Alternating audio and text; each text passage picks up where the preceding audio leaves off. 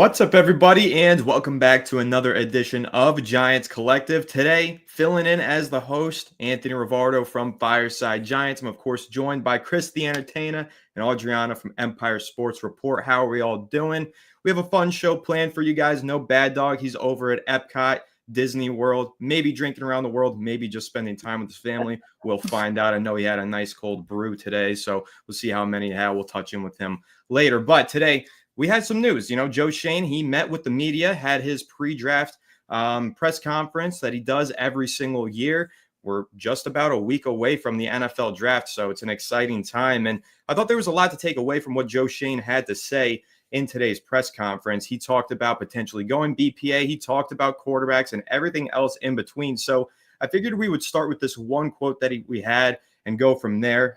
He said, "Not going to force it if it's not the right value," when asked about a quarterback. So, Adriana, we'll start with you as we always do.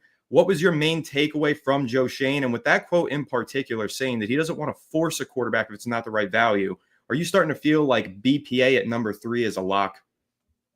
Definitely. And I also feel like Joe has just really learned from the last couple of years in the draft, and he's really focused on the value piece of things. And I appreciate that because, when I see these Daniel Jeremiah top 50 players and everything, and they have Abdul Carter and Travis Hunter as 1 and 2, and Cam Ward and Shador Sanders, all the way down the list. Shador Sanders is number 19 on that list. So it makes me feel better that they're not going to force the quarterback just because he'd like to have one on a rookie deal, or because it'll bring excitement to fans and it'll sell jerseys if they get Shador Sanders. So I like the idea that he's really just focused on building this team, bringing in good football players, because it's what we so desperately need to increase the talent on this roster. So I like it. I'm starting to really feel like this is going to be a good draft for him. And I have faith that he's not going to screw it up.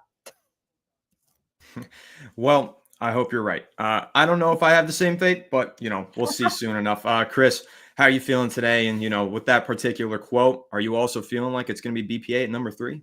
Yeah, I mean, I think I was starting to sway that way, the last 2 or 3 weeks. I was pretty steadfast before that I really thought they were going to go quarterback. And my main reason I thought that wasn't because I thought Shador was the best player, even though I do like him. I thought Joe Schoen was going to view that as the path that was going to give him the best opportunity to be able to preserve his job.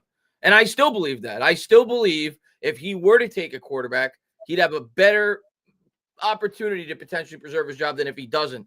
But in a way, that makes me respect Joe Schoen more because he's not forcing the quarterback. He's not putting himself above what he thinks is the best thing to do for the team long term. So in a way, I respect him a lot for that. And in free agency, he did the same thing. Didn't spend like a drunken sailor like we've talked about. So I think Joe Schoen, based off the circumstance that he was put into, I think we all kind of agreed going into this offseason, it was going to be a make or break year for him.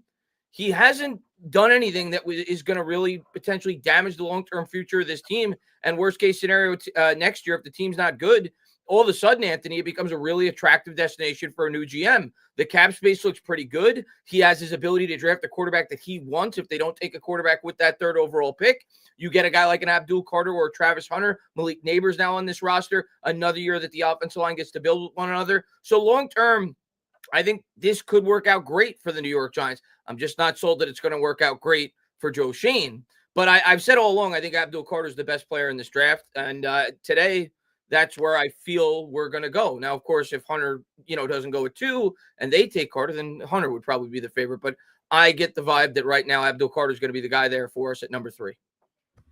Yeah, and before we touch on Abdul Carter, I want to mention or kind of highlight something that you mentioned, looking ahead to next year, potentially a new GM coming in and drafting. Joe Schoen mentioned today that he has received some offers and some phone calls on the number 3 overall pick from teams behind the Giants looking to trade up. And I want to get into this a little bit later in the show, but just kind of want to preview that. I think there is a pretty big discussion that we could have about potentially trading down, especially if you're looking ahead to 2026 and thinking a quarterback would go there for the Giants. But with Abdul Carter at number 3, Joe Schoen talked about that a little bit, the possibility of plugging in Abdul Carter, and basically said that he has no problems with, mixing him in with Brian Burns, Kayvon Thibodeau, and everybody else. He feels like there's always a way to get everybody on the field, and also said that the clean bill of health was a big plus. He said that he's going to meet with the medical team tomorrow the Giants medical team, that is, because they had their own personal evaluation of Abdul Carter's health. And so then they're going to make their final determinations. But when it comes down to Abdul Carter, Travis Hunter, it sounded to me like Joe Schoen's intrigue lied with Travis Hunter. I don't know if you guys heard all of the quotes or heard the press conference, but he said a lot about Travis Hunter. He had a long discussion about where he's going to play at the next level, how he feels like if the Giants do draft him, they're going to make use of him on both sides of the ball and all of that. Do you think, based on the way that he spoke about those two prospects, he maybe has a leaning towards Travis Hunter? Because that's the impression that I got, Adrian. I guess we'll start with you. Do you feel like maybe he prefers Travis Hunter, but knows that it's probably not a possibility with what Cleveland's going to do in number 2? Or do you think that he's really just happy to take whichever those two fall to him? I think he definitely likes both of them. I was thinking the same thing, because that maybe Joe likes him a little bit more, because I feel like Dable also loves him. The way that when he did his presser during the owners' meetings, he was so forthcoming when he was asked about Travis Hunter, and he talked about how much he loved him and getting to talk to him, and like it was like multiple sentences of all good things about Travis Hunter, which Dable gives us nothing day in and day out. So I do get the vibe that both of them really like him and are on the same page. So I think if let's hypothetically speaking, if they were both there at 3, I could see him going Hunter. And I think the biggest reason for that is just because he plays both sides of the ball, and because this team needs so many upgrades. And you think about the fact that we always have injury issues. We're always looking for another wide receiver. Jalen Hyatt is full of question marks. Cordell Flott is probably going to be the backup for the cornerbacks. And if you've got Travis Hunter in the mix and you think, all right, well, we're going to give Darius Slayton a break on this play, we can throw in Hunter, or, Tay Banks is looking like Tay Banks of last year. At least we have Hunter to throw in the mix here and still give us some good play there. How could you not love that option? I think it's, as a GM, it has to be exciting when you look at the way that he can be used. And, everyone talks about what a special prospect he is, that he can do both. That I think that really makes a difference for him. And I do think that the medicals are probably a little bit of a concern for everyone when it comes to Abdul Carter, but especially the Giants, knowing that Burns was dealing with an injury last year. Kayvon has dealt with injuries since he's been here. Dexter was injured last year. Like, you really, I think, have to think about, like, we need guys who are reliable. And this is what they say: smart, tough, and dependable. And you're not dependable if you're dealing with injuries and you can't be on the field. So I could totally see them leaning towards Hunter, with that also being a piece of it, the injury thing. Yeah, Chris, how much do you think that the injury piece plays into it? Because the injuries actually got brought up on Travis Hunter as well, because Joe Schoen mentioned, when he's going to be playing that many snaps, it's a long season. Do you think that's more of an injury risk, or do you think the prior injuries that Abdul Carter has are more of an injury risk? Yeah, I think I said, I didn't know that. I didn't get, like I said before we started the show, I saw the clips, I saw the highlights. I did see what he said about Travis Hunter, that he thinks he's going to want to play him on both sides of the ball, and Travis Hunter wants to, is dying to do that. But I actually said that a week or two ago. A lot of people have brought up the point that Abdul Carter, they're worried about his injuries. And I get it. He's had multiple injuries. You worry that foot injury could be a lingering thing. He's got a shoulder injury as well. I think Travis Hunter is a bigger injury risk at the NFL level. If he's going to be playing on both sides of the ball, that's twice the opportunity for him to get hurt. So that I actually agree with Joe Schoen on that. I don't think enough people talk about that. I think Travis Hunter is probably a bigger injury risk than Abdul Carter at the NFL level, if you plan to play him as frequently as at least he wants to play at the NFL level. That being said, I'd be in love with both of them. They may prefer Travis Hunter. In the end, Anthony, I don't think it matters. I don't think it matters who they prefer, because I don't think they're going to get the choice of both. I think all signs point to the fact that Cleveland's taken one of them, and Joe Schoen's going to end up with the other. But hypothetically, if both were there, yeah, I'd slightly lean they may go towards Hunter. But I honestly don't know, because I think Abdul Carter is a phenomenal prospect, and he plays a position that, if you're looking at specifically, positional value, which we all know that Joe Schoen is a big proponent of. Not to say that the positions that Hunter plays aren't important, but edge rusher, you could argue, is the second most important position in football. You see the money these guys are making. I think he's a guy that could transcend the defense. So I honestly don't know. I'd be happy with either one. I don't think Shane's going to get to choose, though. I think he's going to get the one that's left over. Yeah, I'm glad you mentioned the premium position that Abdul Carter plays because Joe Shane did mention that as well. He actually did the classic thing that all Giants fans do and said, well, look at the Eagles. They just won the Super Bowl with a 4-man pass rush. I think we see that in every single live chat. They say exactly that. And Joe Shane went ahead and said it. So either he's watching Giants Collective, what's up, Joe? Or maybe he's just a logical football fan like all of us. But one thing about Abdul Carter and the Eagles, I'm glad that I actually connected it like that. Do you guys care that he's an Eagles fan? Because to me, this whole thing is bizarre. There's so many Giants fans that are like, I don't want him, won't touch him with a 10-foot pole. He's got Eagles wristbands. I'm like, I don't care who he roots for. I don't care what he wears. You know, a lot of players, I think, when they play against their hometown team, they take it as a sense of pride. They want to ball out and beat their hometown team. Like, I've seen that as a motivator before, but I don't really get it, why you would stay away from a great prospect like Abdul Carter just because he grew up in Philadelphia. I'll start with this one. I actually tweeted about that like 3 days ago, and I don't tweet that often, but I saw tons of people bringing that up. It's the stupidest thing I've ever heard. If you're I'm a huge Knicks fan. Jalen Brunson grew. I forgot who he went to Villanova. He's an Eagles fan. He's a Philadelphia fan. I don't give a crap. He's incredible for the New York Knicks, and I think a lot of Giants fans are scared.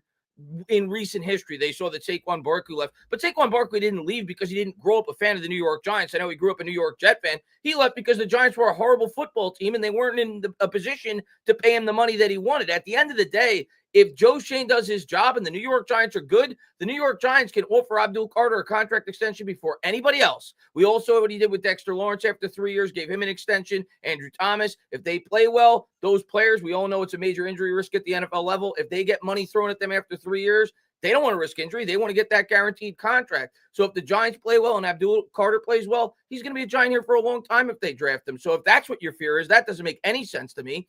And if you grew up an Eagles fan, who gives a shit? He's a Giant. It's a business. He's a Giants fan now. They're paying him a lot of money. So that's the way I look at it. I could care less what team he grew up, rooting for. I 100% agree. And I am surprised that this is even a topic of conversation. And I think it only is because of Saquon, because everyone's like, oh, Saquon went to the Eagles because he's an Eagles fan from Penn State, blah, blah, blah, whatever. He went to the Eagles because number one, they offered him the most amount of money. And number two, they're a winning football team. Abdul Carter doesn't give a shit unless he goes to a team that's going to win football games. And if he comes to the Giants and we start winning games while he's here, he's not going to give a shit about the Eagles. The only thing he's going to care about is beating them twice a year. That's it. He also, did everyone miss the tweet that he literally tweeted a photo of Lawrence Taylor after his visit with the Giants? So don't care that he's an Eagles fan. If he gets drafted to the Giants, he's going to be a Giants fan.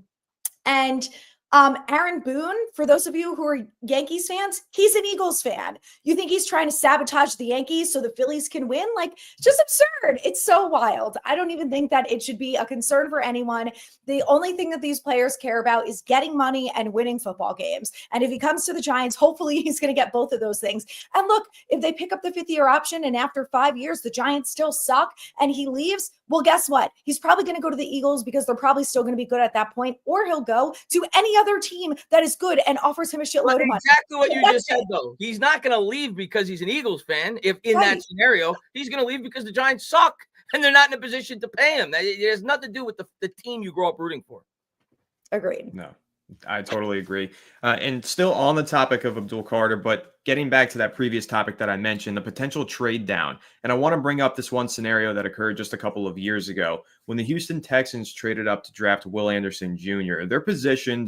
They were positioned at 12, and the San Francisco 49ers are reportedly interested in trading inside the top 6. They're at 11 this year. So I want to bring up these two situations because they're very similar. Trading down from 3, which is where the Arizona Cardinals were when they traded with the Texans, or from 3 to 11, Giants and 49ers, potentially, whoever it is. When the Texans made that trade, the Cardinals in return got a 2nd-round pick in that year's draft in 2023, a future 1st-round pick, and a future 3rd-round pick, just to move down 8 spots. Now, obviously, you're getting a totally different caliber of prospects, and you're moving outside of the top 10, but you're getting a boatload of draft capital, an extra top 100 pick this year, and 2 top 100 picks next year, including a 1st-round pick. Now, obviously, it's hard to say no to Abdul Carter and pass on what's perceived to be a potential generational talent, and maybe this is too reminiscent to when the Giants traded down from 11 when Micah Parsons was on the board. But there is an argument, for a future 1st-round pick and 2 extra top 100 picks on top of that. How do you both feel about that? Is that even something that you would entertain, or because Travis Hunter / Abdul Carter are going to be on the board, you're not even picking up the phone calls. Adriana, is trading down even an option for you? I think it has to be an option because of where the roster is at.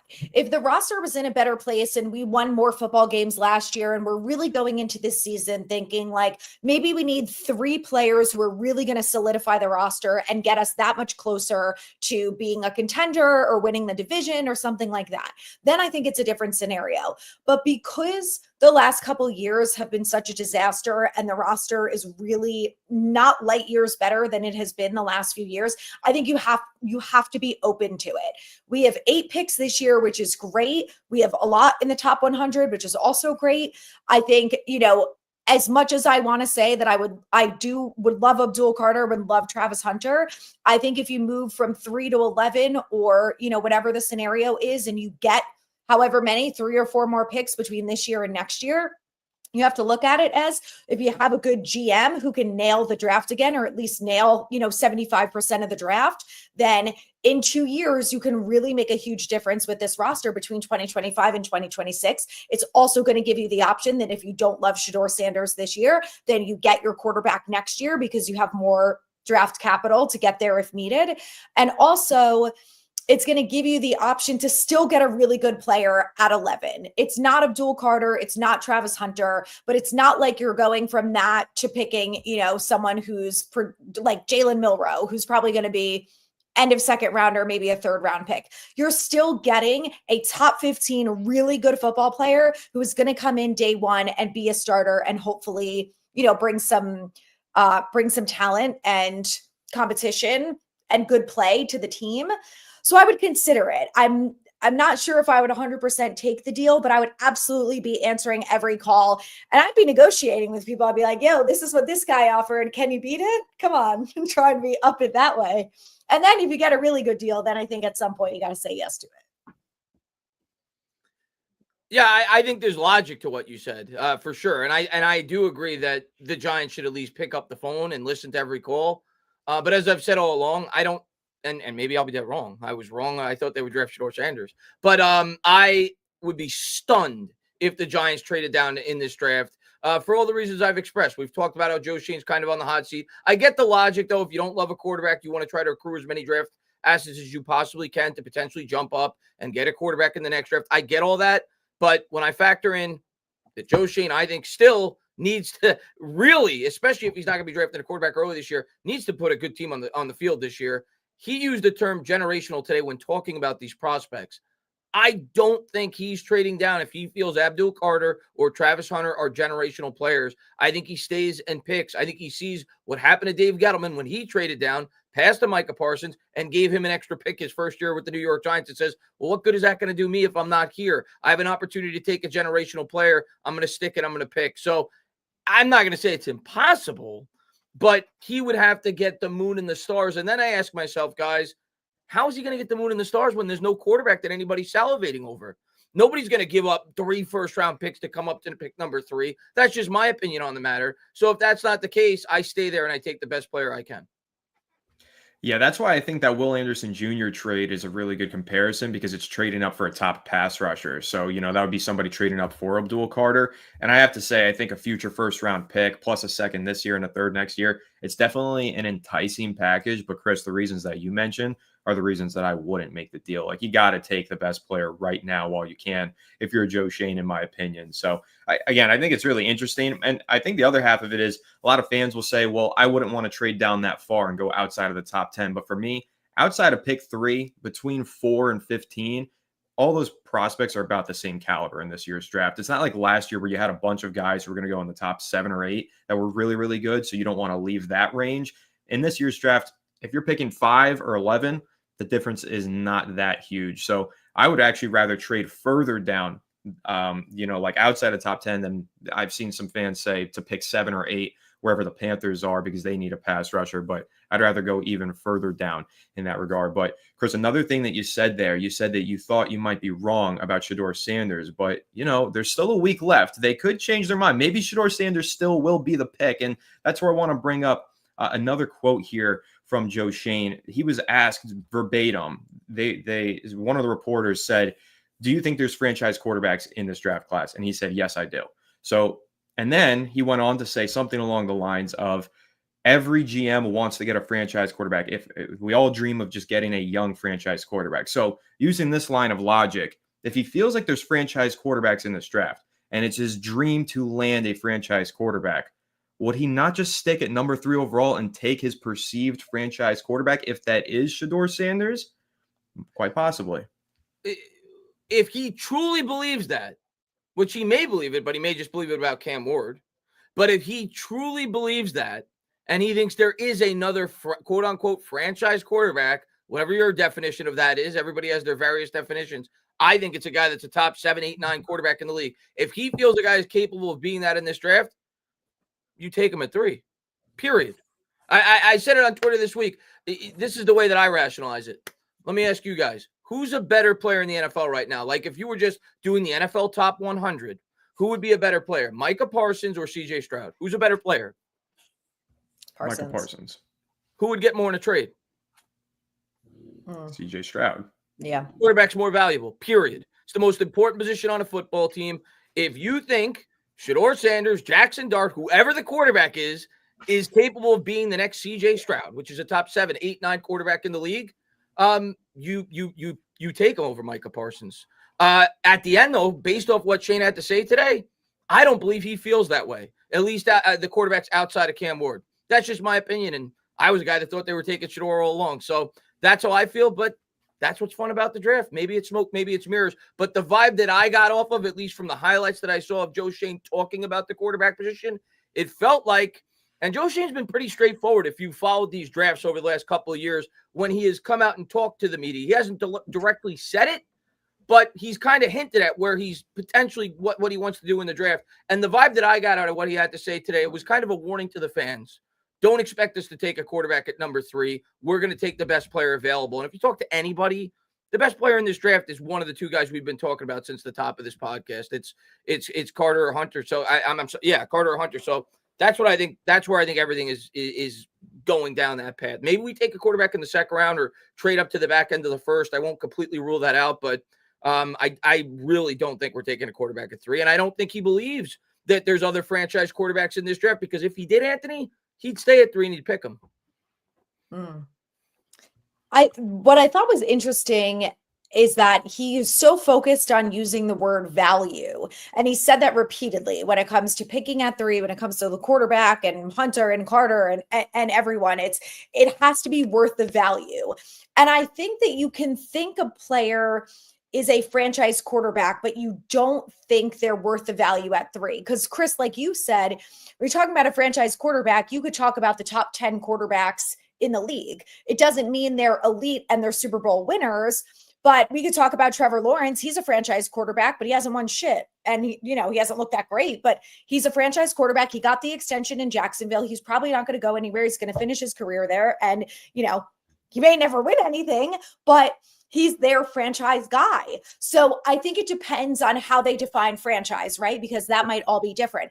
I think Joe might be thinking like, I could see Jackson Dart as a franchise quarterback, but I don't think the value is worth taking him at 3. Same thing with Shedeur Sanders. I think they probably like Shedeur and think he would be a great long-term solution at quarterback, which is maybe what they qualify as a franchise quarterback, but they don't think he's worth the value at 3 because they have those other guys ranked higher on their board. I think it just ultimately comes down to a value thing for him.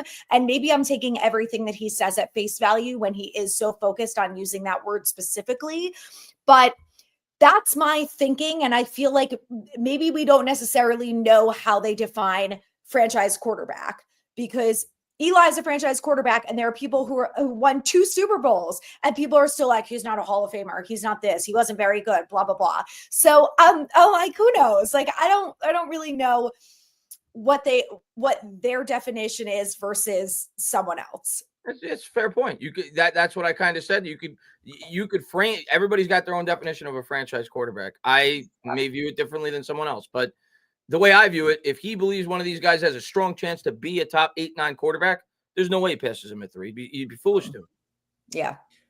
Yeah, agreed. And if he really does think Shedeur Sanders is a franchise quarterback, I think he'll take him at number 3. But I think that we've heard enough chatter where It sounds like they don't feel that way, like they don't feel strongly enough about him at number 3. Plus, Joe Schoen saying and repeating the point that we've all made, they don't have to take a quarterback because they signed Russell Wilson and Jameis Winston. The fact that he mentioned that and basically said, like, we don't need to take one, I think does kind of indicate where they're leaning, and that is towards the best player available. Although, who knows? Stranger things have happened. We thought Josh Allen, the edge rusher, would have been the pick in 2019, and boom, Daniel Jones flew off the board at number 6 overall, and Chris now lives in infamy with his reaction on the internet. But another point from Joe Schoen today, this is actually not draft related, but I think this will be a fun one to react to. Evan Neal. So the exact quote that he had was, he's going to do whatever he can do to help the organization. He's motivated. He's had a good offseason.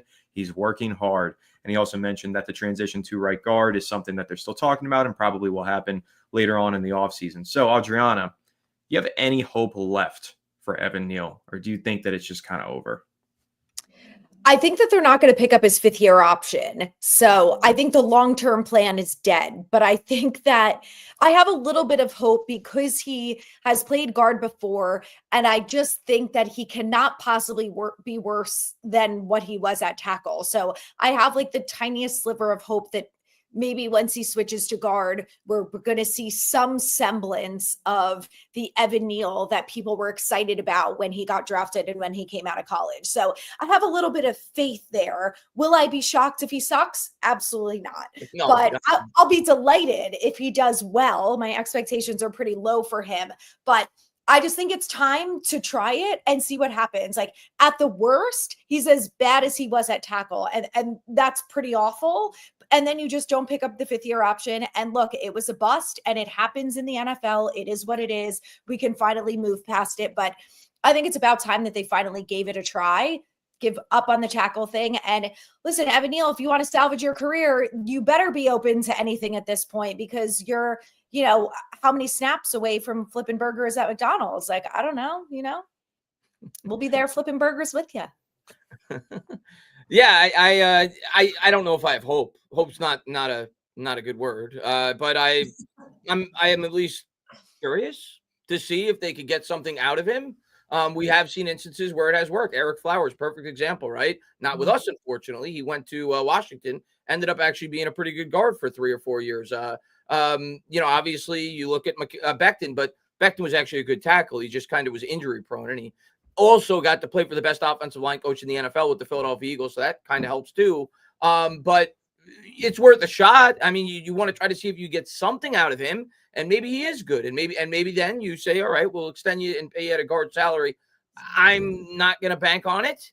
But at least he's a guy that could hopefully bring some depth that could maybe become a depth piece at the guard with potential to be a starter if he gets an opportunity if there's injuries. I don't think he'll be a starter to start the season. I think they're going to go into the year with the same offensive line they had, but maybe he gets an opportunity throughout the year and he impresses.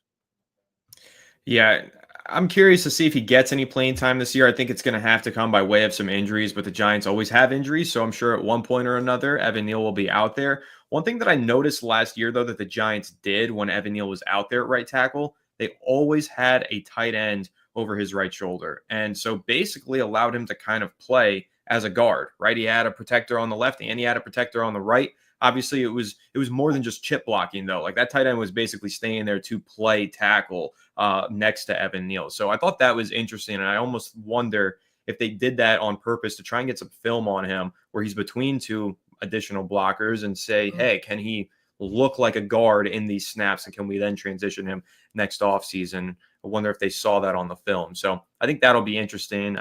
Before we get into these super chats, let me go ahead and see if I can get my screen shared here. Taking a look over at these lines from BetUS. I know this is a fun one. The Giants win total is always fun to talk about since we're all so confident that it's going to be super duper high. But I want to kind of spin this and ask a more fun question in relation to these odds. If the Giants draft a quarterback at 3, what do you think is your bet here? Over 5.5 or under 5.5? When you say draft the quarterback, you mean at 3, correct? Yeah. Let's say they take a quarterback number 3 overall. They pass up they take Shedeur Sanders. Let's say they pass up Abdul Carter, Travis Hunter. Then are you more probable to bet on the 5.5 over or the under?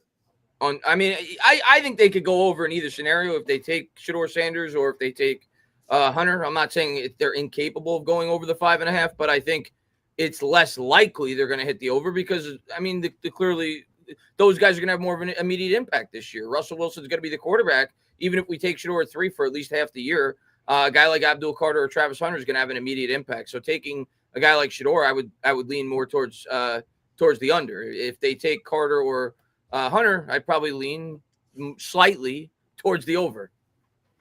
Yeah, that was the second half of the question. If they took Carter or Hunter, then where are we leaning? Yeah.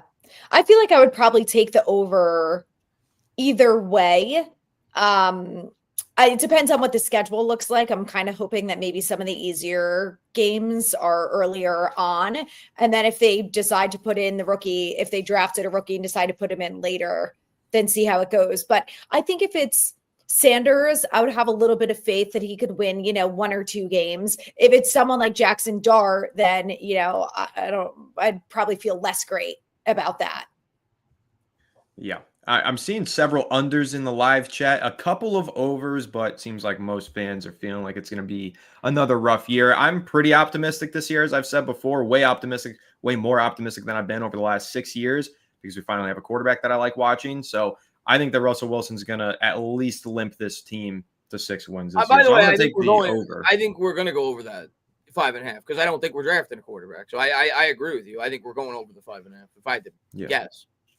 Yeah, I think now's the time to lock that in because the line will definitely move next week following the NFL draft. But there's our message from BetUS. Everybody make sure to go check out BetUS TV. Really do appreciate BetUS TV for that one. Let's go ahead and get into some of these super chats. And we got one here from NP51. Opinion on Shedeur Sanders getting his number retired recently. Now, I'm not a huge college football fan. I usually watch it for like the 2 months leading up to the draft so I can get familiar with all the prospects. I do the catch up.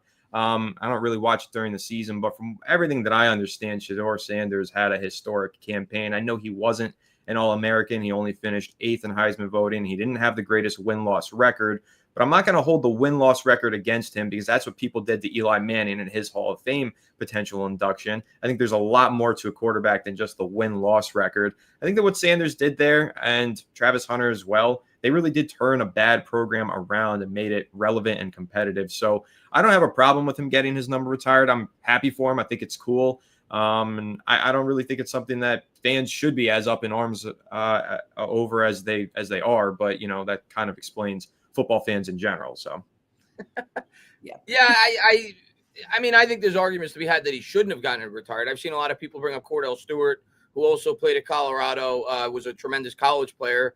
He doesn't have his number retired, played the same position. I think those are fair arguments. But at the end of the day, do I really care? No. And you bring up some good points that he was a big reason why they turned that program around.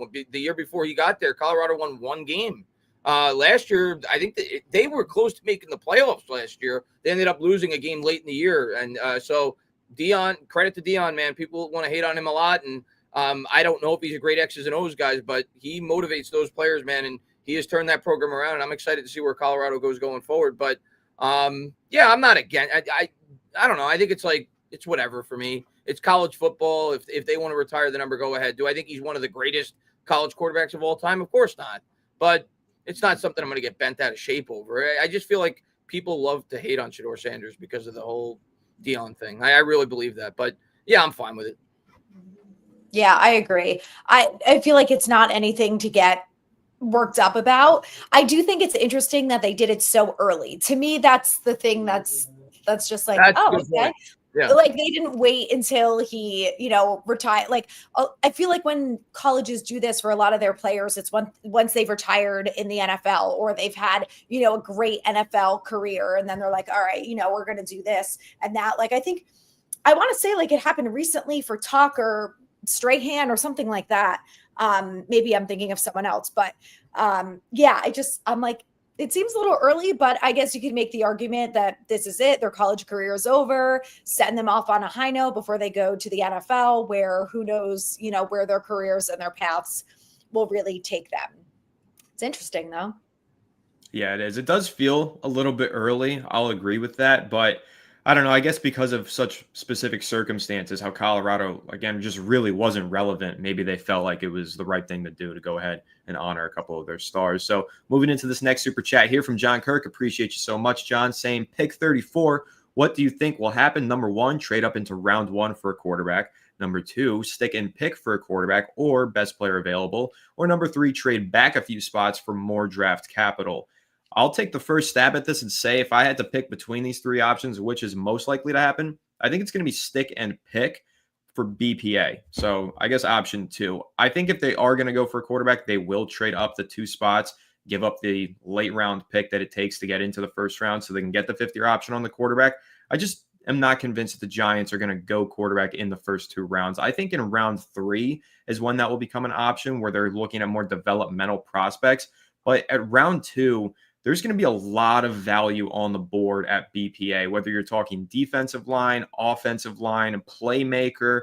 Obviously, the Giants had Amari and Hampton, the UNC running back in. Maybe they're hoping that he falls to 34. I know Chris is a fan of that. They've got a lot of options that are going to be on the board at number 34 overall. So I think it's going to be BPA. And the reason why I don't think they'll trade back a few more spots for more draft capital is because they would likely get draft capital in this year's draft and not next year's draft. And looking at this team right now, they have a lot of picks this year. I think they have 8 in total right now, maybe 9, but at least 8.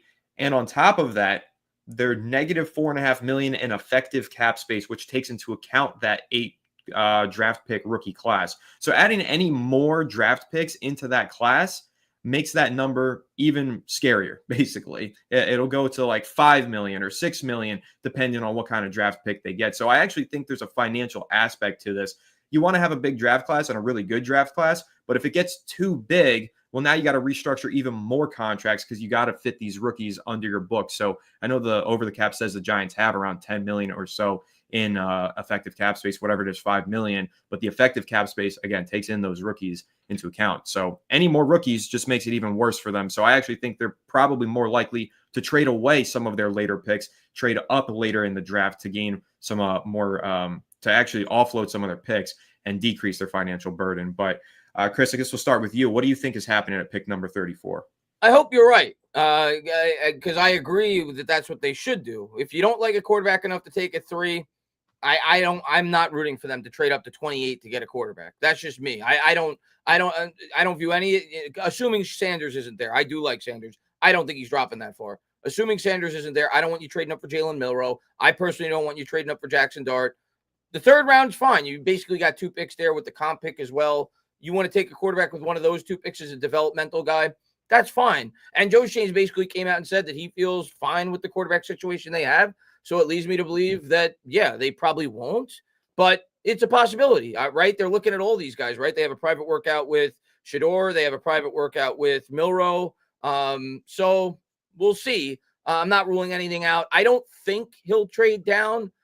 Your point about the trading up was actually an interesting point from the salary cap implication. But my counter argument to that would be if they indeed did like one of these quarterbacks enough to trade up, like a Jackson Dart, for example, and they were willing to trade up to 25, I don't think they're going to let that stop them from doing it. If they really liked one, they could always restructure the Brian Burns contract, the Andrew Thomas contract, the Dexter Lawrence contract. So if it was for a quarterback, I don't think they would take that into account too much. But it's a good point, an interesting point by you. But that's just my standpoint on it. But I don't think he's going to. If I had to guess, I'm going to agree with you. I think they stay and take the best available player with that pick, and I don't think it'll be a quarterback.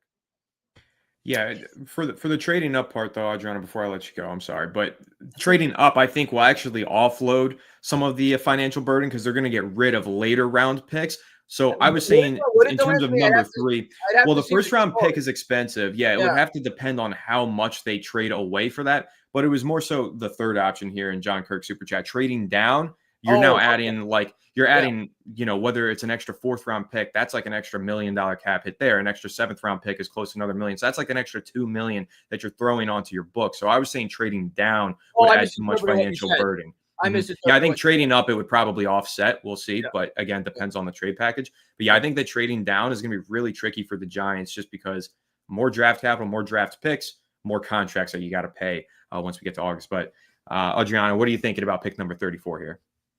I'm with you guys. I think they're going to stick and go best player available because they're it could be a quarterback, it could be Milroe, or it could be Jackson Dart if he falls that far. I personally don't want to see them take Milroe at 34, but I think that it could be a possibility if he's there. I think that they're more likely to stay put and just go best player available at that point, though. And I really think Milroe is a third rounder.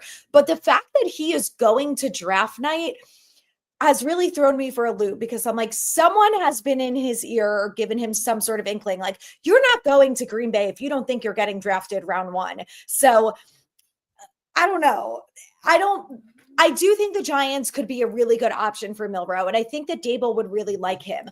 I just am not sure that they would trade into the first for him, and I really don't want to see them do that, even though I do like Milroe. But I think they'll stick and go best player available. This team has a lot of needs. They can get a really good defensive tackle at that spot. They could get a running back. They could even wait and go later. They could get a guard there. Like, I just think there's so many options, and because of the talent level at that section of the draft, they could go corner, they could go, like, there's so many options that they could go for. And because there are still so many holes with this team, I think they're more likely to stay, go best player available, and go a quarterback a little bit later. Yeah, I'm in total agreement. I actually really like the pick number 99 at the end of the third round to take that developmental quarterback, because that's like house money that you're playing with. That was a free compensatory pick that the Giants got. That feels like a perfect opportunity. If you're going to burn a top 100 pick on a quarterback that you don't think is a franchise quarterback, might as well make it the free pick that you were just received in free agency. And it's the right spot to do it too, because like we kind of talked about at the top of the show, if the quarterback doesn't work out and becomes a starter, you're kind of okay as a fan at pick 102 if he ends up being a long-term backup with the amount of money that backups get paid. But at 34, it just seems way too early for me to take one of these quarterbacks, like a Jalen Milroe. The concern for me with Milroe, outside of the fact that, and he's a project, and maybe with good coaching, he could reach his potential. And I realize he has athletic potential. He's got a big arm. The other thing that worries about, his hands are really small. And in a cold weather like New York, that's important. So that's another thing that I don't see a lot of people talk about. His hands were like, I think they like grew at the combine or something like that. I think we talked about that, but his hands were like historically small when they measured him. That's actually something I consider when I think about quarterback prospects. So I don't love that about him either. I really don't like him at 34. I know a lot of fans are starting to get excited about that being a possibility. I'm not with it, Anthony. I don't want a quarterback at 34. Yeah, I don't blame you. I was just going to say that the small hands do actually really concern me as well, just because if you look at the historical data, and I'm a big data guy, when you don't have 9-inch hands, you just don't succeed at the quarterback position in the NFL. And I know obviously his hands magically grew overnight from the Senior Bowl to the Combine. He was under 9 inches, then he was over 9 inches. Okay, don't know how that happens. Whatever. Even still, quarterbacks with smaller hands typically don't find success in the NFL. And I think that when you look at a large pool of data, you can make a pretty strong argument that that is something to be concerned about. Yeah. The thing that I want to see from Milroe, like if the Giants go after him at 34, I think there's a way to work him into the offense now. And I was looking at some of his stats from last year, and he had 20 rushing touchdowns in 2024, which is insane. So I'm like, if you bring in a guy like Milroe, I want to see him in the red zone. Like, take advantage of the fact that you're going to bring in a guy like that who obviously needs a lot of work when it comes to being a better passer and things like that. But if you're going to bring him in that early, if that's your plan with him, then utilize him now and take advantage of that. Like, when you know that someone like Russ and Winston are not the best runners, if you're going to bring in Milroe, use him in that type of package. Like, this is the stuff that I want to see from Dable. You're this offensive genius. This is how you use Milroe. Get him involved now. Use him in the red zone. He can be like Lamar Jackson. He can be like Jaden Daniels, who are not easily tackleable. That is the spot to put him in. Put him in the red zone. Let him rush for a couple touchdowns. He can be the new Jalen Hurts. Like, that would make me excited. That's what I would be happy. If they were to draft him, I agree. I think that they would use him in that kind, at least his first year. Maybe he becomes a long-term quarterback, but his first year, I think it would make a world of sense to use him in that exact role that you were talking about, near the red zone, wildcat, and of course he has the ability to throw. So I do think they would get creative if they were to draft him near the red zone.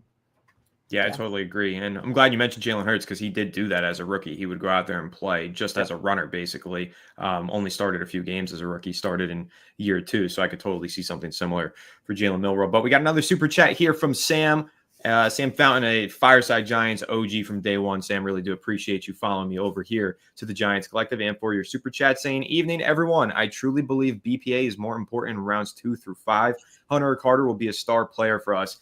Yeah, I think that nailing those middle rounds of the draft is really crucial. It's crucial every year, but I think this year in particular for Joe Schoen, because I feel like there's been a lot of talk about how he's had a lot of swings and misses through rounds 2 through 5 in, his 3 drafts that he's had. Last year, obviously much stronger draft than we were used to from Joe Schoen. He hit on a few picks in those middle rounds, but the 2 drafts prior was a little bit of a graveyard, honestly. So I think that it's really crucial to nail those mid-round picks. Plus, I think there's a lot of value in this year's draft in particular in those rounds because there is so much strength at certain positions like running back, defensive tackle. There's depth at cornerback, which Joe Schoen did mention today in his press conference, which I found a little bit interesting. So a lot of depth in this draft. I definitely think those middle rounds of the draft, going BPA is the right strategy, and you got to nail those mid-round picks for sure. Yeah, I think that's one thing that would really help solidify Joe Schoen to get another year here. I know we've talked about that the wins are important, and if they bring in a quarterback, what he does throughout the year would be important, but it's also hitting on the draft. And that's one of the reasons why, even though last year sucked, we saw a lot of really good play from those rookies. And I think that that was a big selling point for John Mara. And when you have as many picks as the Giants do between rounds 2 to 5, and you're going to have the option to bring in depth, to bring in these good players in positions of need, if he can do a nice job again of nailing some of those picks, it is immediately going to make a difference for this football team. It's obviously going to help him, but I think it's really going to do a number on this roster and really help us improve relatively quickly. Yeah. That's where Super Bowls are won and lost. Day 2, day 3. That's where Super Bowls are won and lost, man. That's where the real GMs distinguish themselves. And to this point, he hasn't done enough of that, Joe Schoen, at least. Last year, a lot of promise. I do like a lot of the players that he drafted last year, and I think they're going to continue to grow, and we'll see if he does it this year. I actually mentioned on Twitter, the one thing I when I was looking at the top 30 visits, the one thing I really found interesting, and granted, they're picking higher this year, so there's less possibilities of guys that you could take in the first round. But if you look at the top 30 visits the Giants brought in last year, of the 30, 9 of them were potential first-round picks. The they didn't bring in Williams because they knew he was going 1. They brought in Drake May. They brought in Jaden Daniels. They brought in Nix. They brought in McCarthy, and they brought in Penix. They brought in all 3 wide receivers, Adunze, Harrison, and Neighbors, and they brought in Joe Alt. So almost 33% of their top 30 visits last year were guys they could potentially take at 6 overall. This year, unless I'm wrong, and I looked at 3 separate lists, thus far, in terms of an official top 30 visit, the New York Giants have only brought in 2 guys that they could potentially take with that 3rd overall pick. And I don't even know if you view Shedeur Sanders that way anymore with some of the things that Schoen has said, and that's Shedeur and Abdul Carter. The rest, the attention, it seems, is exactly where you said, Sam. The Giants they're kind of settled, I think, with what they're going to do with that first pick. They're putting all their resources in terms of the top 30 visits into the day 2 and day 3 picks. So I just found that to be an interesting pattern that I saw. Yeah, I think that's a really good point to bring up. And I also have found it interesting that the Giants haven't had a top 30 meeting with Travis Hunter. They also haven't had one with Cam Ward. Like you said, with Caleb Williams, they didn't have one. We expected Caleb to go number 1. We expect Cam Ward to go number 1. But I don't think they've had an official top 30 visit with Travis Hunter. So it almost makes me think that they know, okay, the Cleveland Browns are going to take him at number 2. So let's focus on some of these other prospects. So I thought that was an interesting point. But as Thompson here with a super chat, just appreciate you so much. Didn't leave a comment. I tried to scroll through the live chat and see if you left anything. Just maybe forgot to include it here. Couldn't find it. But if I'm wrong, somebody alert me and make sure that you show me where S. Thompson's chat was. But appreciate the super chat nonetheless. John here with the super chat saying, Joe Schoen seemed real. Bless you. Joe Schoen seems real comfortable to me during his presser. Do you all think that John Mara gave him some assurances if he has another solid draft this year? I don't think so. I think Joe Schoen has always been pretty well media trained. I think we saw some pretty good insight into that process that he goes through before press conferences and last year's edition of Hard Knocks. I think he just goes out there with a plan. He knows exactly what to say. And while he seemed on edge, I would say, during the mid-season press conference at the bye week, the Giants were losing a lot of games back then. Right now, he probably feels pretty good. They know they're going to get a start number 3, and so there's not a ton for him to worry about right now. But I don't think any assurances were given. And I also think that John Mara is way less involved than most people realize. if he was super involved and he was trying to force a quarterback on Joe Schoen, as some fans have suggested, he'd be going to Boulder this weekend. He's not. He's not traveling to meet with Shedeur Sanders. He's not going with the Giants. Joe Schoen confirmed that today. John Mara is staying in New York, New Jersey, wherever he lives. So I don't know. I don't think that John Mara is overly involved in this pre-draft process. I think that he's happy to just let the football guys do their job and evaluate him at the end of the year. I'm glad you said that, Anthony. I don't want to come across as a guy that likes John Mara. I don't think he's done a great job as an owner since the New York Giants won their last Super Bowl, and I do think there's a lot to blame for him. But I think he gets more hate than he deserves in a lot of instances. I don't think he's nearly as hands-on as some fans make him out to be. People say that he forced Daniel Jones on Joe Schoen. If he forced Daniel Jones on Joe Schoen, why didn't Joe Schoen sign Daniel Jones to the fifth-year option before the year started, his fifth year? The plan was clearly to move off of Daniel Jones, and then the Giants made the playoffs, and they said to themselves, well, we're kind of stuck between a rock and a hard place. Don't think he did that. And it was clearly obvious that he wanted Barkley back last year, but guess what? Barkley didn't come back. So I am in complete agreement with you on that. I think that narrative that John Mara forces the GM to do, I think it's overblown. I think there's instances where you could argue it in the past, but overall, I think it's overblown. I think Schoen has been able to do, for the most part, what he's wanted to do with this football team since he's taken the job. Yeah, I agree. I mean, the Saquon thing is a perfect example. If that was a what is like an ultimatum for them, John Mara would have just overridden them and be like, we're paying Saquon Barkley, end of discussion. He sells jerseys, he sells tickets, whatever. So I think the fact that we saw that all play out on Hard Knocks and obviously went the way that it did and what happened with the Eagles this year. But I think that I agree. I think that a lot of fans think he's way more involved. And maybe at one point he was. Him and Dave Gettleman were buddies. He brought him back to the organization. So I think that maybe when that happened, he was way more involved. And now with Joe Schoen, maybe he learned his lesson. Maybe Joe Schoen said after he got the job, this is how I do things. It's not going to work like that. Who knows? But I do think he's not nearly as involved as everyone thinks he is. And I think that Saquon is the biggest example that you could say that regardless of what it was in the past, what it is now is he is absolutely not calling all the shots and telling them who they need to draft and who they need to sign and what they need to do. Yeah, I'm in total agreement. Which is a good thing. You don't want your own to do it. Yeah. Agreed. And I always bring up, you just mentioned Dave Gettleman, Adriana, but I think it's always great to bring up the Odell Beckham Jr. trade because I remember vividly John Maris telling the media, I didn't want this trade to happen. Good point. He said that he let Dave Gettleman do it if Dave Gettleman believed it would be in the best interest of the football team, but he really didn't want to trade away Odell Beckham. And the funny thing, Anthony, and Dave Gettleman was bad. I'm not saying he wasn't. That was maybe the best move he made. Odell Beckham didn't end up doing too much we got Dexter Lawrence from that trade. That ended up being a great trade for Dave Gettleman. But yeah, ironically, because I know that was like his most hated move obviously because Odell Beckham was loved. Wasn't a good GM, but ironically, that ended up working out for the Giants. He wasn't a good GM, but if you look at his draft history in only the first round, pretend that the draft ended after round one, he was pretty good as a GM in round one at times. I don't know. It's a little hit or miss. Let's not talk about Dave Gettleman anymore. I'll start having PTSD war flashbacks. Eddie here with a super chat. Appreciate you, Eddie, saying Daniel Jeremiah's list keeps getting brought up, but let's remember he had Bo Nix at 29 last year. Hashtag pick Shedeur. And I think that is a pretty interesting point to bring up because quarterback rankings, the quarterbacks typically do rank lower on most big boards because they're usually going to get drafted higher than where they rank because of positional value. So you do expect a lot of them to be lower down the board. Like if you're looking at Pro Football Focus, for example, their big board this year, they have Cam Ward, I believe, at 13, maybe 8, somewhere like that. It's not number one. It's actually rare that you see the quarterback number one on any big board because all quarterback prospects are inherently flawed and need a lot more coaching than most other prospects coming out because it's the most difficult position. So I think that's a good point to bring up. Like Bo Nix found a lot of success in year one, but he found a lot of success in year one with a really good coach in Sean Payton and a really good team around him. So I don't think it's a one-to-one translation. And Shedeur, yeah, he's pretty low on Daniel Jeremiah's list. I think he's in the 40s still on Pro Football Focus's list. So, ultimately, it doesn't matter where you get drafted. It matters how you perform. And oftentimes that has more to do with where you get drafted physically, not where you get drafted in the order, but the situation that you get placed into and whether or not the Giants, if you think that they're a perfect environment for rookie quarterback, then you would want Shedeur. But if you don't feel that way and, considering how the Giants have failed to develop a lot of recent draft picks. I don't feel that way. Maybe they should just go ahead and take a more ready-made product at number 3.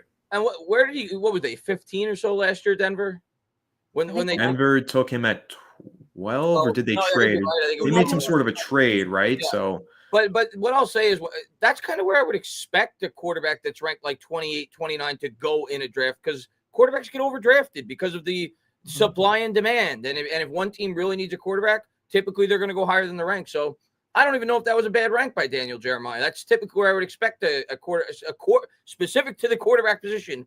They usually get overdrafted in a draft. If they're ranked towards the back end of the first, you probably expect them to go more towards the middle of the first.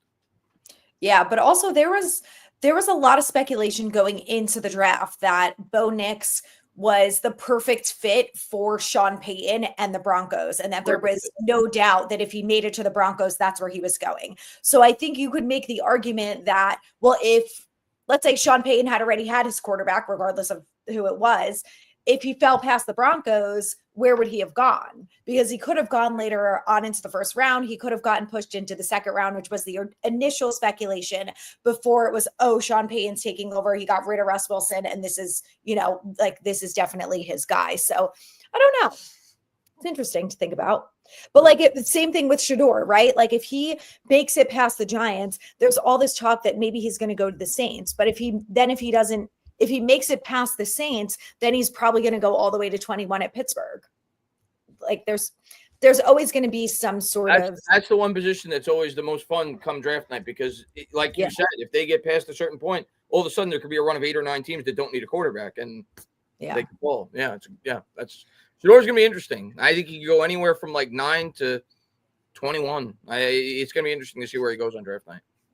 Yeah, and if the Steelers sign Rodgers, does that affect it? Does he then make it out of the first round? Like there's so much, who knows? We don't know. And how about the Browns picking up Joe Flacco last week? Like they were all in on Shedeur for how long? And then all of a sudden they bring in Joe Flacco. Like no one really knows. Yeah, it's true. And I actually really like when the draft is real questionable. Like last year, I feel like we knew just about how the first 5 to 6 picks were going to go. This year, after 3, it's like the Wild West, which is a lot of fun. And obviously the Shedeur Sanders element. But the last thing that I'll say about this super chat in particular with Bo Nix ranking number 29. Yes, he went 12. And I actually think, Chris, you made a good point.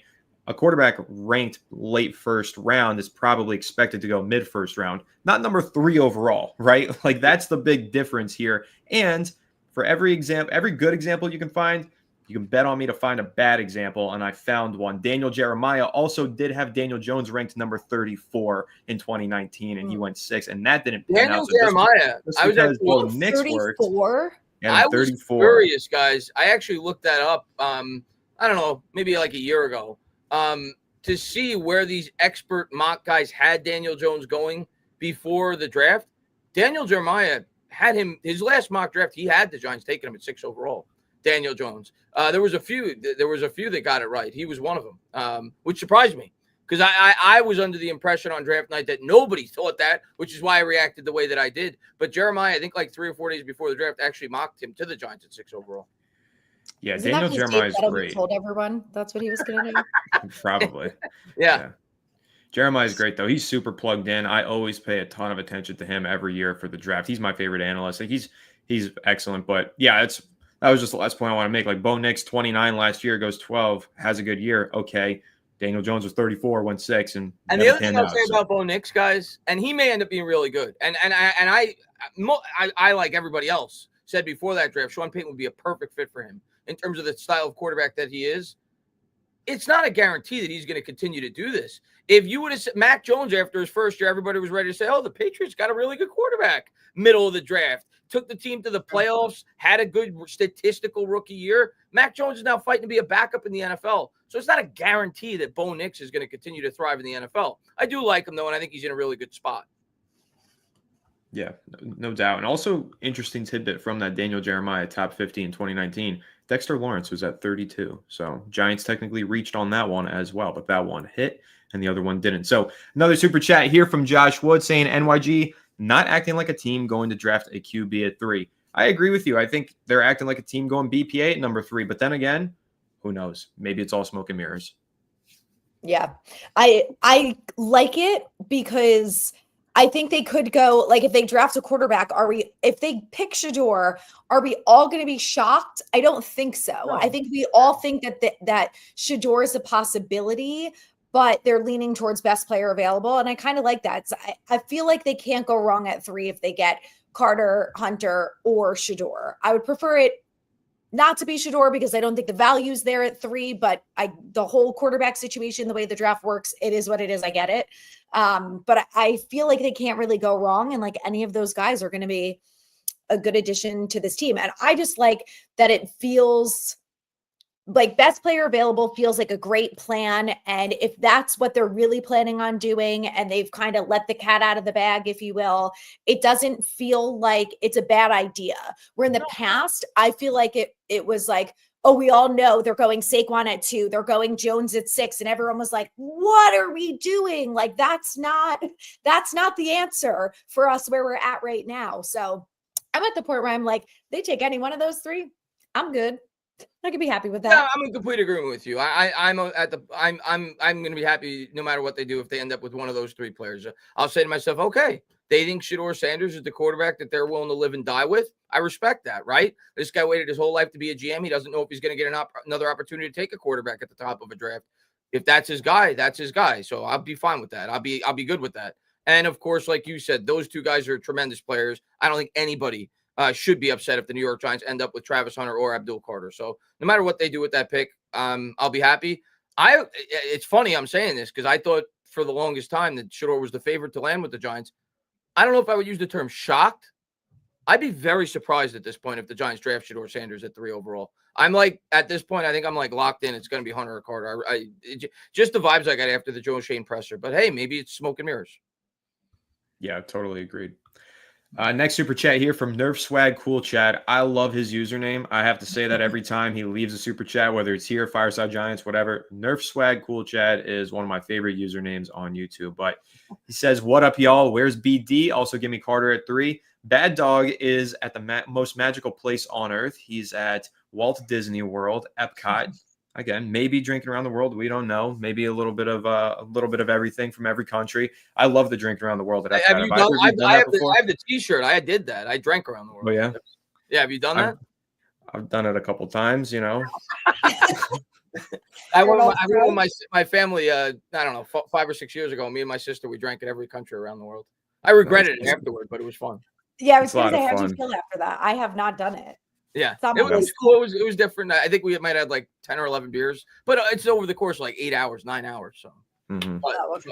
Yeah. But I live here in Florida, and I went to college near Disney, so me and my buddies would sometimes, when we were feeling a little extra special, we would go for a weekend and have some fun. Awesome. But yeah, give me Carter at 3. I'm with you. I would love Abdul Carter with the number 3 pick. Oh, I'd love it. Love it. Jackson with a super chat. Appreciate you, Jackson, saying, what are your thoughts on trading down in the second round? I can see teams wanting to go up on the beginning of day 2. I feel like we usually do see a lot of movement at the top of round 2. That's absolutely true. Oftentimes because some teams picking in the second thought we're going to go in the first round. We're like, we don't have a chance of getting them with our second pick. All of a sudden, 1 or 2 of them slide into round 2. And now they're like, okay, let's get aggressive. Let's make a move up here and go get our guy. I don't think the Giants are a trade down team just because I think they're positioned so nicely to land a really good player there at 34, and they really need that.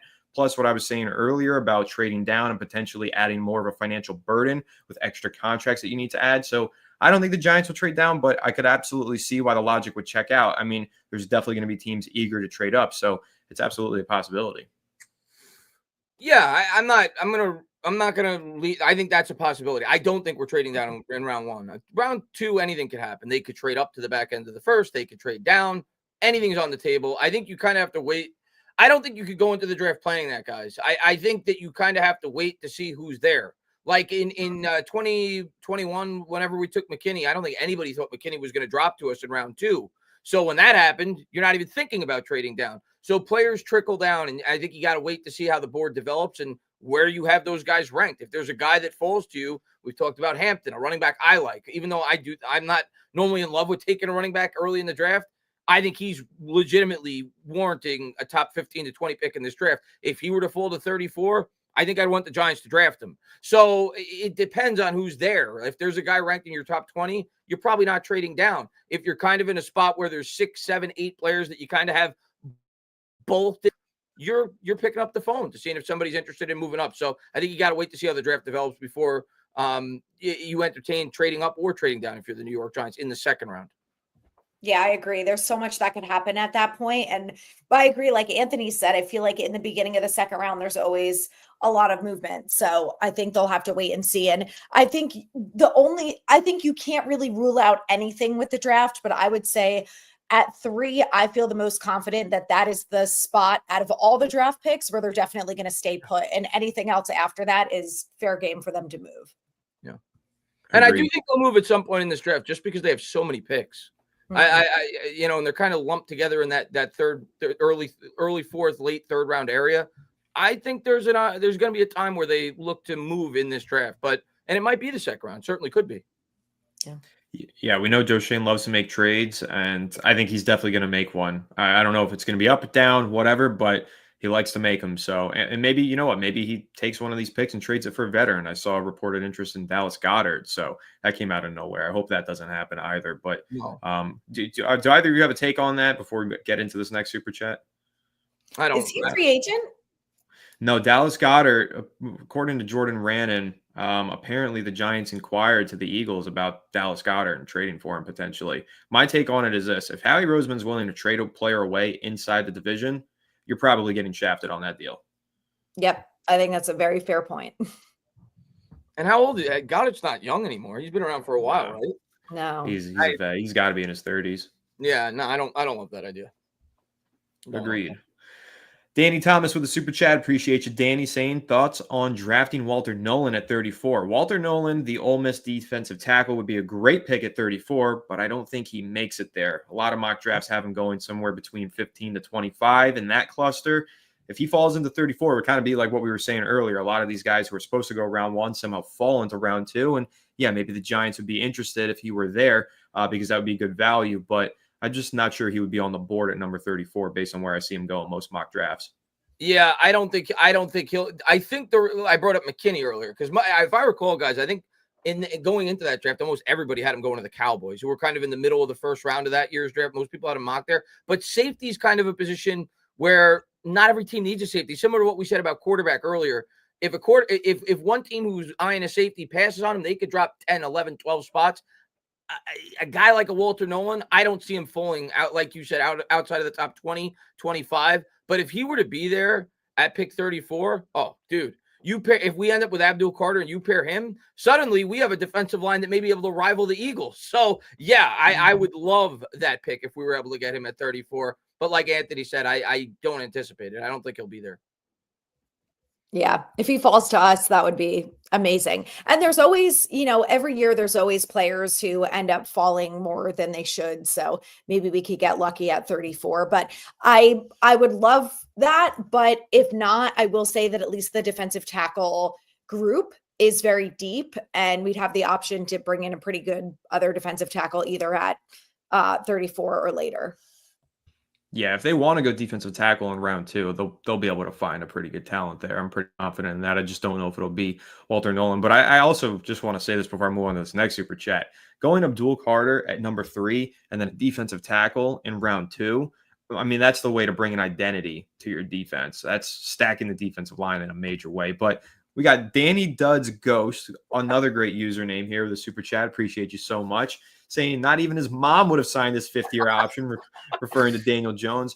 Mara had a major role in the DJ error. His own words and actions prove as such. I will say, John Mara, anytime he's discussed Daniel Jones and the way things went, he does take like a lot of accountability for it. I'll give him credit for that. Here's where I'll give Danny Duds, who's a great subscriber of mine. He's always on my channel. Here's where I'll give Danny Duds some credence to that. I think he was coming back no matter what, whether John Mara interfered or whether he didn't. Where I will say John Mara may have played a factor was willing to cave to the extension, the contract he got. Shane may have said, "I'm done with Barkley. I'll just tag Jones."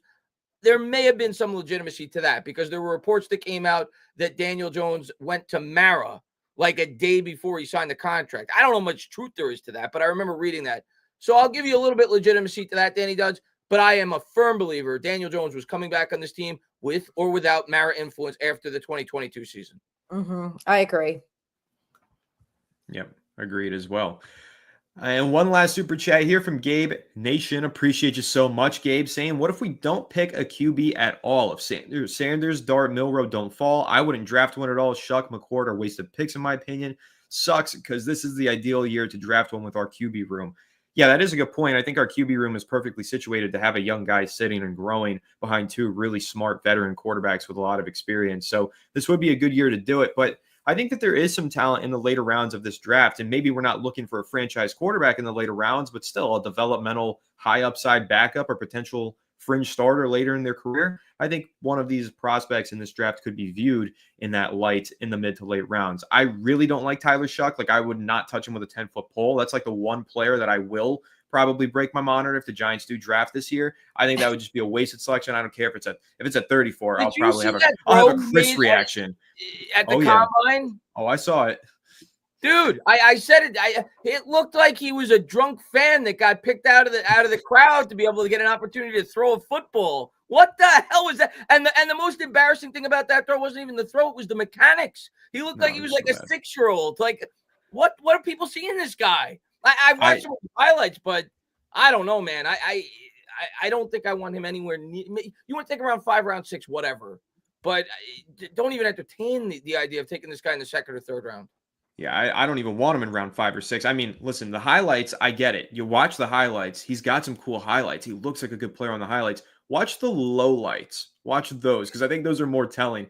The guy has some all-time stupid plays. He rivals Will Levis. They're unbelievable, this guy's lowlights that he put on film at Louisville. So I don't want Tyler Shuck, but if there's other quarterbacks, because I see Gabe Nation did follow up this question in the live chat, some other names that I feel have upside. I do actually really like Will Howard. I think he's got a lot of. I think we all like Will. A lot of games. Yeah, Will Howard's a player. If he's there at 99, like I was saying earlier, you want to throw a top 100 pick at a quarterback. I could see it with Will Howard. Yeah. I'd be on board with that. But I'm torn between this too, where I'm like, if you're not going to get a quarterback like one of those 3 that you mentioned that you think is actually going to be something in the future, then what's the point?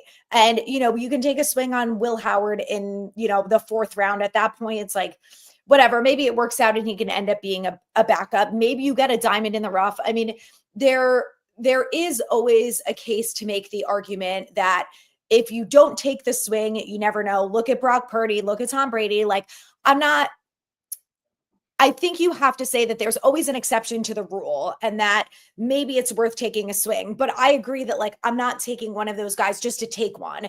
If I'm taking Will Howard in round 4, it's because I see some potential. It's because I think that Dable can help him improve. It's because I think that maybe at the very least he can end up being a good backup for us. We can finally get rid of Tommy DeVito. If, Russ Wilson is gone next year, then maybe you've got Jameis Winston and him, and then you bring in Ron Garrett Nussmeier as my guy. Want a quarterback in 2026, and he's the future of the franchise, not probably Will Howard.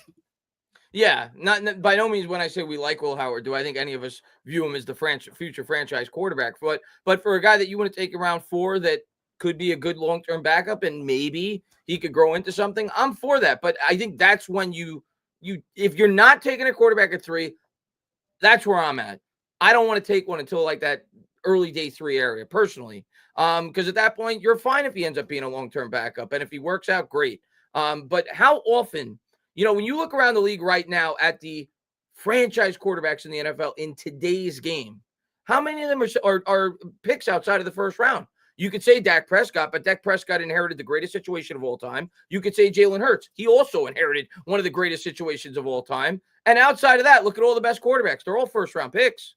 So that's my mindset. Like, if you're not going to take the swing at 3 when you're and the other thing about those 2 players, the Dallas Cowboys and the Philadelphia Eagles were not in a situation at that point in time where they desperately needed a quarterback. They had Carson Wentz, which they just gave a massive extension, who they felt like was still part of the long-term future of that team. A lot of people felt like Hurts was going to be like a gadget player when they took him when they did, and obviously he got the opportunity and he thrived. And Tony Romo was still a good quarterback when they drafted Dak Prescott.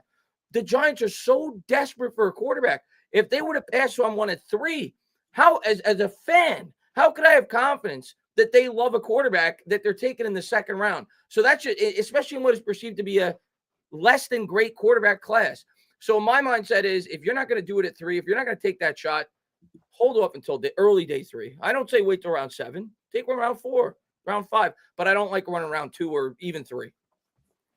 Yeah, for me, it's just going to depend on the value of the draft board. So we'll ultimately see what happens. But we went a little overtime. We're finally going to wind it down with one last chat that I saw here. Stephen RC saying, I am the future franchise quarterback. You're damn right. I'm going to be the number 3 overall pick next week, guys. There's your spoiler alert. But anyway, fun show here. It was kind of fun being in the big chair for this one. I had a good time. We'll see who's in the big chair on Friday night, of course. As you all know, we'll be live once again. Appreciate you. Thank you.